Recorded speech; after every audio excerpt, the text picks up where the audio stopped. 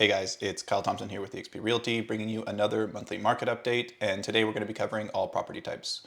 Once again, I got this video out a couple days later than I wanted to, but it's a busy time of year and I'm a one-man operation. So sorry about that, but let's jump right into it.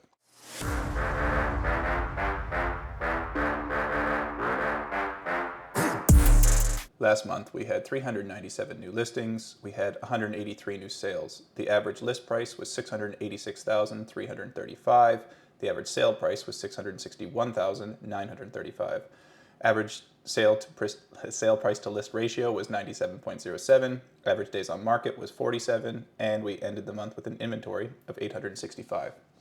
So if we jump over and take a look at what that does to the market conditions, as always, I like to use both the monthly supply of inventory method as well as the sales to new listing ratio, as I find using both of them gives a more complete picture of what's going on, and they don't always necessarily agree. So when using the monthly supply of inventory method, we came in at 5.42, which puts us into a neutral market. If we use the sales to new listing ratio instead, we come in at 46%, which is also putting us into a neutral market.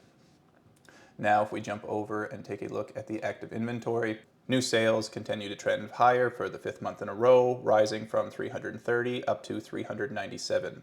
New sales also continue to trend higher for 5 months, with last month coming in at 183, rising from 159. Expireds also ticked up from 50 to 55, and the benchmark price for a home in Kamloops rose from $583,700 to $587,200, so an increase of $3,500. Now let's jump over and take a look at the end of month inventory. So last month we ended the month with an inventory of 865, which is technically the middle of the road when looking at the last 10 years. However, this is the most amount of inventory for this time of the year, going back all the way until 2016, and we are about 5% higher than the 10-year average of 828. Now, if we look at the new listings, so far year to date, we've had 1,269 new listings, which is again middle of the road for this time of the year, and we are trending about 1% below the 10-year average of 1,286. Now, if we jump over and take a look at sales, it's a bit of a different story.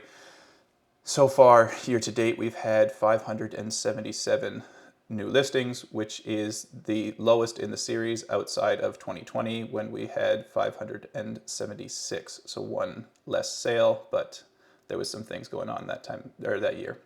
Now we are about 25% below the 10-year average of 773.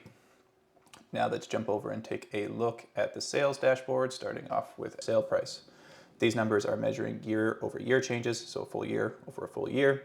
And when we look at it that way, in aggregate, prices have been essentially flat. They're up about 0.73%, rising from $629,558 up to $634,159.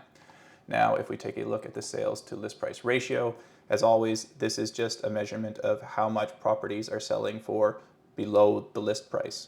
So it's a good proxy for how much negotiating room there is when you are on the buying side.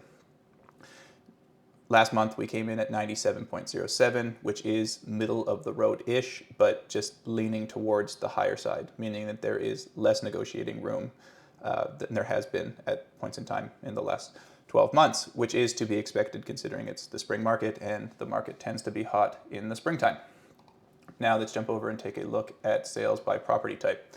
Once again, these are measuring year-over-year changes and full year over full year. And when we look at it that way, sales are actually up about 6.8%, rising from 1,794 up to 1,916. Finally, let's take a look at how long it's taking property to sell, starting off with the 10-year. So far, year to date, it's taken an average of 50 days to sell, which is about 12% below the 10-year average of 57. For those of you that can do quick maths, I know that it does look like 14%, but I have to round two numbers and sometimes it makes it look a little weird. But I assure you it is 12%. Now, if we look at the trailing 12 months instead, we see that last month we came in at 47 days, which is about 5% below the 12-month average of 50. Finally, if we take a look at it by property type, we see that properties are taking longer to sell most of the time, with the exception of apartments, which are down about 10%. half duplexes, which are selling about 17.5% faster, and recreational dwellings, which are selling way faster, but there's only been 3 sales, so it's a bit of an outlier. That's all we have for today. As always, I really hope that you guys are getting some value out of these market updates. If you are, consider liking and subscribing to my channel. And as always, if there's things that you would like added or maybe explained more thoroughly, whatever it is, I make these to help people out, not because I want to do them. So if you have any feedback, please feel free to leave them in the comment section below or reach out to me directly. All my contact info is in the description. Thanks for watching.